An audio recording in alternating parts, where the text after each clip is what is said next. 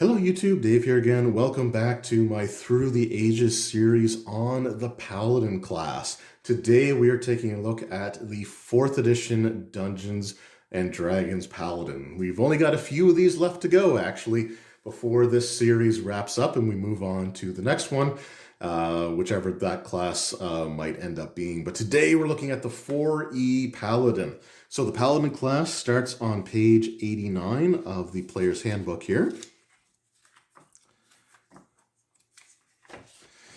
All right, and we see that their role is that they are a defender, meaning that they have decent hit points, high armor class, as well as the ability to sort of compel enemies to direct their attacks at the paladin rather than some of the other characters in the party.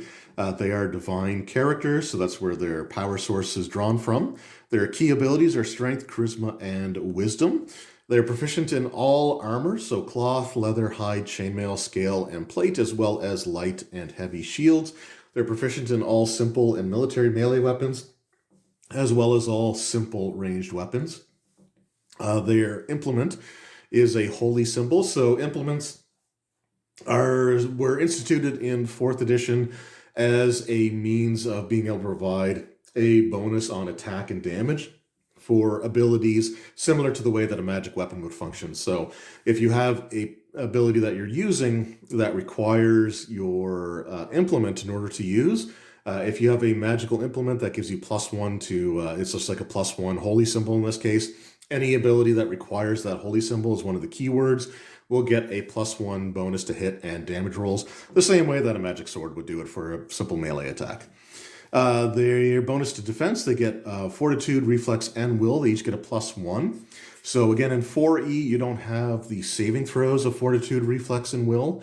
Instead, what you have are static defenses, which work similar to armor class. So different abilities will target one of the different defenses. Like a physical attack almost always targets armor class. Something like a poison or disease type of attack, for example, would always target fortitude. Certain area of effects like fireballs or things along those lines might target an enemy's reflex defense, and anything that would affect them, like charms and compulsions, would attack their will defense. They get 15 hit points at level 1 plus their con score, not modifier, but con score. They add their constitution score to their hit points at first level, and then whenever they gain a level after that, they simply add 6 hit points to their pool. They don't add anything for their con again unless their constitution increases, and then your hit points would increase by an equal amount. They get 10 healing surges plus their constitution modifier per day. They're automatically trained in religion, but their class skill list is here below. They get to choose 3 more trained skills at first level, so they get religion automatically, which is here on the list. But they also can choose from diplomacy, endurance, heal, history, insight, and intimidate. The build options are Avenging Paladin or Protecting Paladin. Those aren't like set in stone. You don't have to follow one of those or the other. Those are simply like suggestions or guidelines that you can look at if you are unsure kind of how you want to create your character. And then they also have the Channel Divinity, Divine Challenge, and Lay on Hands ability automatically at first level. So as you can see, like with the Avenging Paladin and the Protecting Paladin, it just gives you suggestions of what feats you should choose, what skills you should choose, where you put your higher ability scores into. Like the Avenging Paladin focuses primarily on strength first, charisma second, wisdom third, whereas the Protecting Paladin actually relies on charisma first, strength second, and then wisdom third. We have their implement, which we already went over. Now, Paladins and Deities. This is actually a pretty big change for the Paladin class. So this is the official end of Paladins requiring a lawful good alignment. However, unlike more modern systems where Paladins may not have any specific alignment requirements whatsoever, here they are still required to choose a specific deity to become a champion of. And they take on the exact alignment of that patron deity. So, for example, if the paladin was a paladin of Bahamut, Bahamut is a lawful good god, so you would be a lawful good paladin as well. This does mean that you can be good aligned instead of lawful good. You could also be fully unaligned. There are several deities that don't have a specific alignment one way or the other. They are simply considered to be unaligned because the alignment system was overhauled in 4E. You had on the good side of things, you had lawful good and then good, which was a blend of chaotic and neutral good.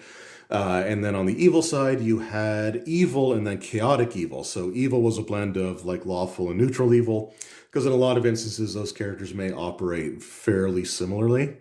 And then chaotic evil, of course, being like the opposite of lawful good. And does say that it is possible for evil and chaotic evil paladins to exist. However, they are almost always villains and not player characters. I want to say that there were options for an evil paladin, but I might be confusing that with 5e because I have a lot of different editions floating around in my brain. All right, so Channel Divinity. Once per encounter, you can invoke a divine power, filling yourself with the might of your patron deity. With the divine might you invoke, you can wield special powers such as divine metal and divine strength. Some paladins learn other uses for this feature, so there are like divinity feats that appear later in the book. We're not really going to focus on those today, but they sort of give you some alternate abilities that you can choose in addition to the ones that you choose here at first level. You also get Divine Challenge, so you get the Divine Challenge ability, which we'll take a look at here, as well as Lay on Hands. So for the Channel Divinity, I should say, you have Divine Metal. So it is a minor action, and it has a range of a close burst 10. So the way that works is a close burst is centered on the character, and then radiates out a number of squares in all directions equal to the amount here. So another thing could just be that it's a 50-foot radius because like it was centered on you as the character, and the target is one of the creatures in the burst. So this is something that you would do usually for an ally. So it says your unswerving faith in your deity empowers a nearby creature to resist a debilitating affliction. The target makes a saving throw with a bonus equal to your charisma modifier. So if an enemy is maybe incapacitated or poisoned or under some other effect where they're granted saving throws to try to end the effect, you can actually grant them another use of that or another saving throw with a bonus on it. So that's pretty cool. And then Channel Divinity Divine Strength. You petition your deity for the divine strength to lay low your enemies. It is a minor action that is centered on you, and it says apply your strength modifier as extra damage on your next attack this turn. And we'll take a look at why that actually does matter. But first we have Divine Challenge. So it is a close burst 5. So again, centered on you, 5 squares out in all directions. It affects one enemy in the burst, or one target in the burst, usually an enemy. It says you mark the target. The target remains marked unless you use this power against another target or if you fail to engage the target. So to engage the target, essentially what you need to do is you either need to make an attack roll against them in the same turn, or you have to end your turn adjacent to them in melee. So if you fail to meet either one of those criteria, then the mark drops off the character and they're able to act normally without any sort of penalty. So while a target is marked, it suffers a -2 penalty to attack rolls for any attack that doesn't include the paladin as the target. Also, it takes radiant damage equal to 3 plus their charisma modifier the first time it makes an attack that doesn't include you as a target before the start of your next turn. The damage increases to 6 plus your charisma modifier at 11th level and 9 plus your charisma modifier at 21st level. And then it just gives you the engage thing here. You can use Divine Challenge once per turn. It is a minor action, so it doesn't replace either your move or attack action or standard action, which is good. Then we've got Special. Even though this ability is called a challenge, it doesn't rely on the intelligence or language ability of the target. It's a magical compulsion that affects the creature's behavior regardless of the creature's nature. You can't place a Divine Challenge on a creature that has already been affected by you or another character's Divine Challenge. And then we've got Lay on Hands. So this is at will, although it does say special here. So the special is you can use this power a number of times per day equal to your wisdom modifier, but only once per round. It is a minor action as well. with a range of touch, affects one creature. And it says here, you spend a healing surge but regain no hit points. Instead, the target regains hit points as if it had spent a healing surge. You must have at least one healing surge remaining to use this power. So in 4th edition, one of the things that they implemented were these healing surges, which were effectively around 1/4 of your maximum hit points. And each class, depending on what they are, will give you a different varying amounts of healing surges to use. But at first I didn't like the healing surge system or mechanic, but the more I kind of reflect on it, or the more like time has passed, I actually kind of do, because I've read all kinds of like fantasy novels, specifically like D&D novels, where characters suffer injuries that are beyond the scope of a cleric's healing.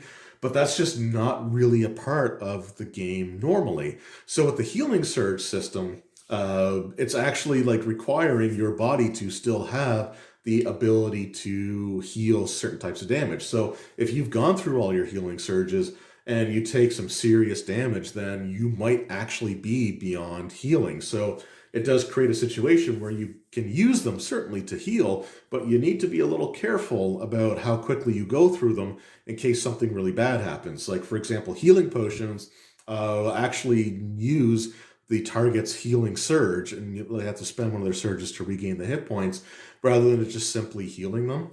So it does create a situation which can be more accurate to the way healing is presented in like even D&D novels, which again, it may not be for everybody, but it's a system that I do really like. And it's also been used to represent injuries during like poor skill rolls for overland travel, like for journeying or pushing yourself sort of past your limits. You might fall and suffer like some sort of like broken ankle or something like that, which isn't necessarily going to affect you mechanically when it comes to an encounter, but it does create a situation where you might lose a certain number of healing surges from your pool that you can't get back until you go back to a comfortable location and can fully rest and recover. So anyway, that's a system that I've grown to like a lot more as time has gone on. So in this case, the Paladin spends some of their physical energy to heal another individual without them having to actually spend their own healing surges. So anyway, and I think that's why the Paladin has like a really high number of healing surges available to them. All right, so now we're going to take a look at their first level at-will prayers. I guess that's the name of their abilities here. And we'll sort of see why the ability to add your strength as a bonus to attacks actually makes sense, because most of their at-will abilities actually are based off their charisma. So that's sort of something to know. Not all of their abilities, obviously, but some of their abilities are. And that's why, like, if you chose the Protecting Paladin, that's why the Avenging Paladin, that's one of the reasons that they have, like, that ability. It allows them to add their strength on top of other stuff here. But anyway, or I guess no, it is a Protecting Paladin. It's a way for them to be able to deal some extra damage. Anyway, here we go. Bolstering Strike. You attack your foe without mercy or reprieve, and your accuracy is rewarded with a divine gift of vigor. So it is a weapon divine ability. It is a standard action, which requires a melee weapon. The target is one creature. It is your charisma versus their armor class. So you'd roll your attack roll. In 4E, you don't have like base attack or proficiency bonus in the same way that you do in like 3rd edition or 5th edition. If you're proficient in a weapon, the weapon adds a varying amount of bonus to your attack roll. So like a longsword might add +2 or 3 or something like that to your attack roll. And then you would have your ability score modifier on top of it, plus any other things that might be in there if it's a magic weapon.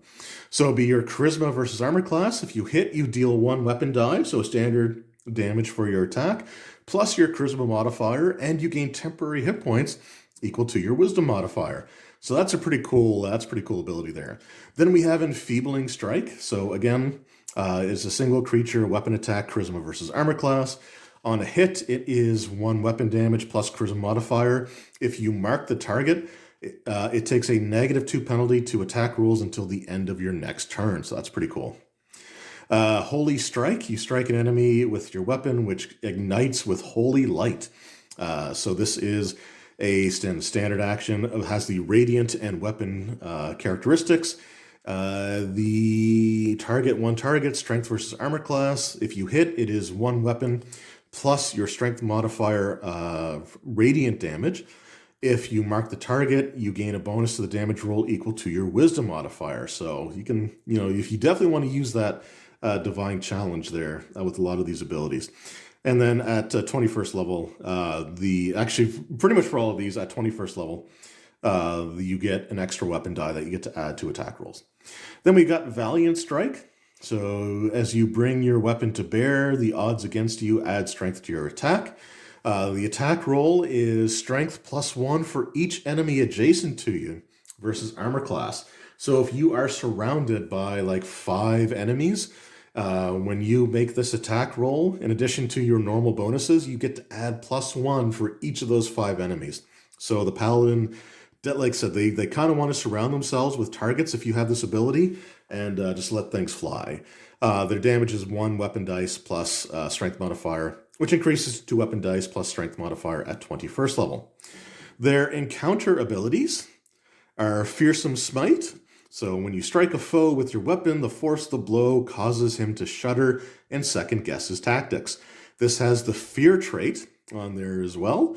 It is a standard action with the melee weapon. The target is one creature and is charisma versus armor class.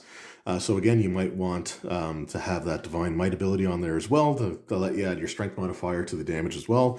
The hit is 2 weapon dice plus charisma modifier damage until the end of your next turn. The target takes a penalty on attack rolls equal to your wisdom modifier.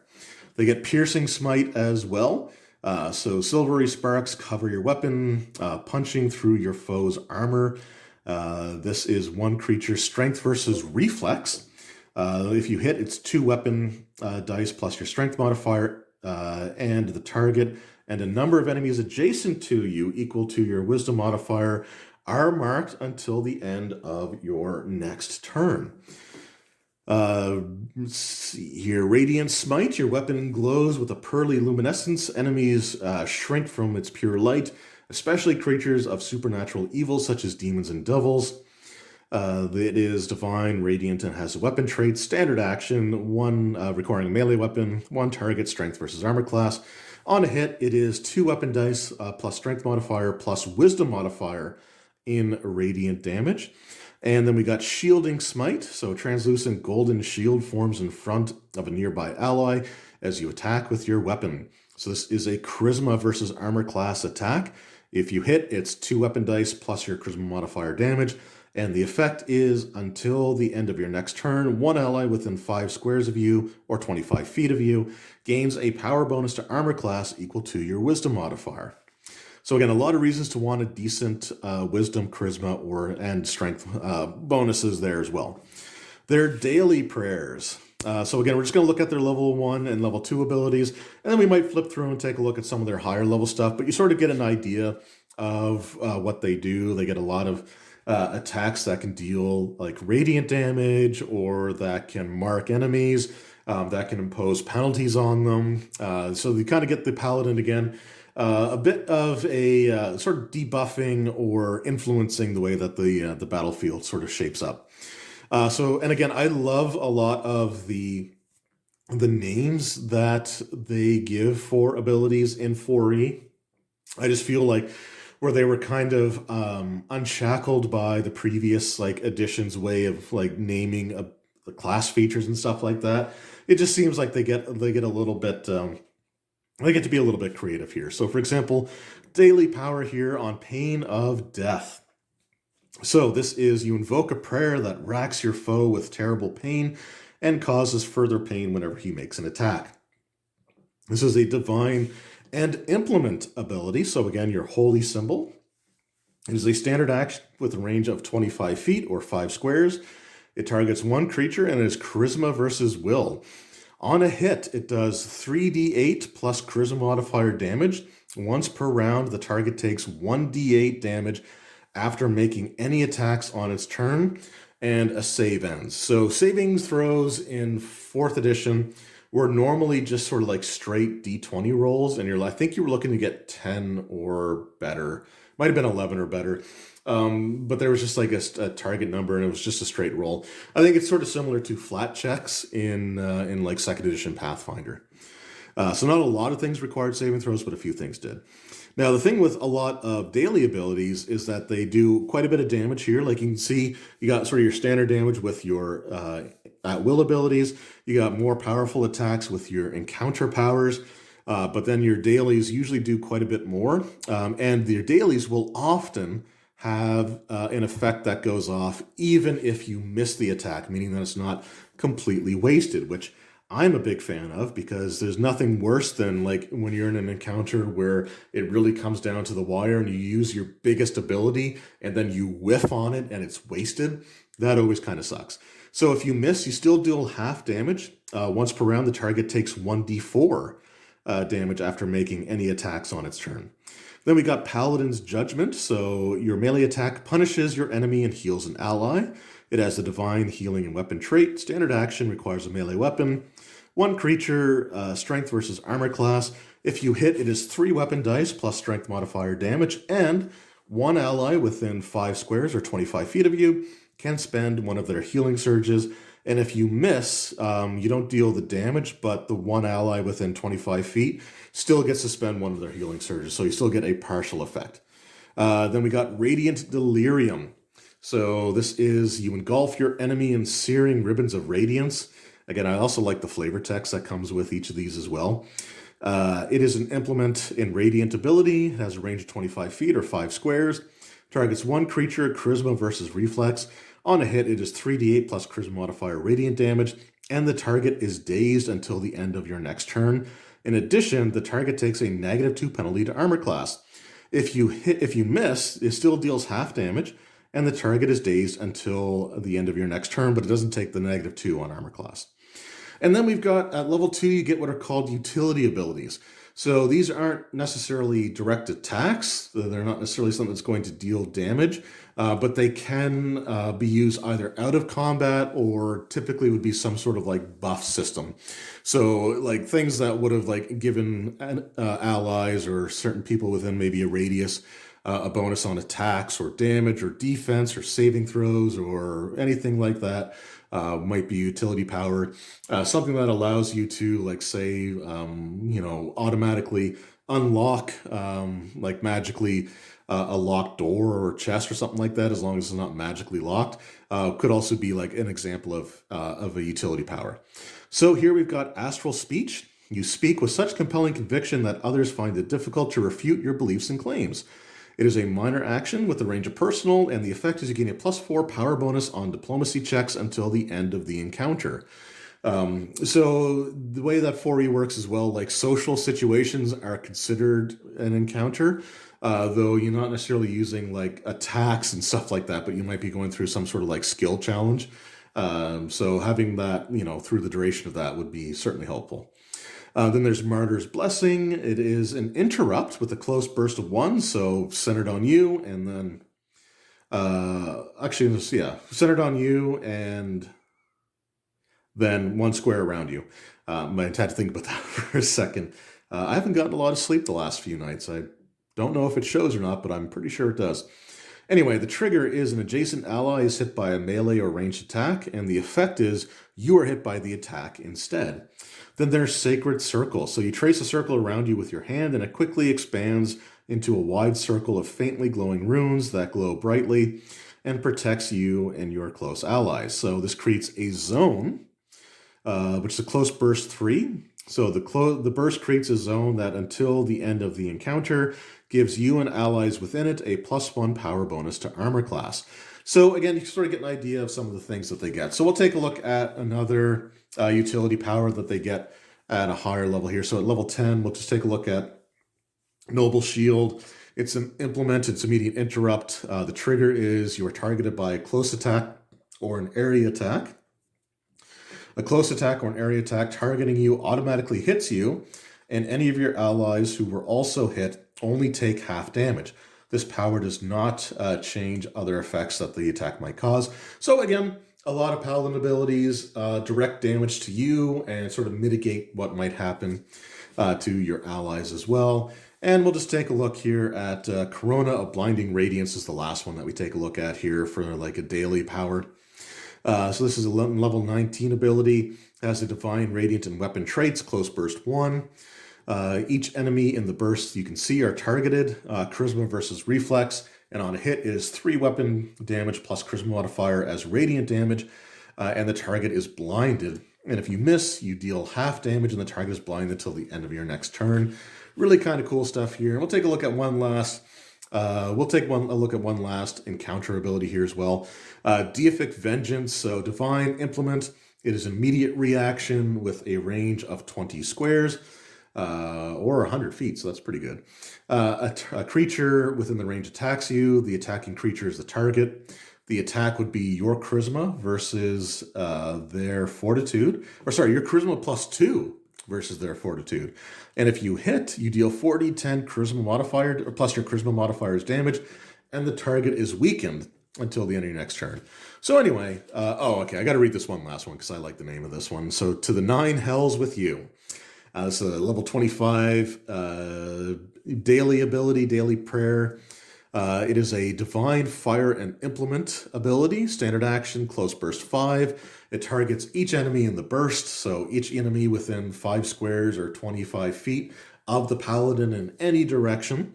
And on a hit, it deals 66 plus Charisma modifier damage and ongoing 10 fire damage, saves, ends. The target is also marked until the end of your next turn, and if you miss, you deal half damage, but still the ongoing 10, and the target is marked until the end of your next turn as well. So yeah, awesome stuff. So that is the Paladin, sort of an idea of what the Paladin can do in 4th edition Dungeons & Dragons. So they are about essentially sort of trying to focus the heat more on them while protecting their allies, as well as sort of like crippling or weakening their enemies through some of their abilities as well. I think it's a really good class. It's an interesting evolution of the Paladin class, but it is the first step away from, and a pretty big step away from, the traditional Paladin that we've had, which was a lawful good champion of valor and justice. This is where they sort of become a specific champion to a particular deity, and they still have to follow the tenets of that deity very closely, but it's a little bit different than what we had before. But overall, I still think that this is a really cool class, and I like the way that a lot of their abilities are sort of structured there. So let me know in the comments below, have any of you played a Paladin, or had a player in your group play a Paladin in 4th edition? If so, what abilities do you remember them using? How do you remember the character being played? I look forward to hearing back from you guys. So we have taken a look at the 4th edition Paladin. In the next video in this series, we will not be fully finished with 4E yet, because we're going to be taking a look at the D&D Essentials Paladin from Heroes of the Forgotten Kingdom. So I'm really looking forward to that. I'll try to have that video up within the next couple of weeks. And yeah, we're getting pretty close to the end of this series, so it'll be interesting to see what class people want to see handled next. Anyway, thank you all so very much for watching. I hope you enjoyed, and I will see you all next time. Until then, take care.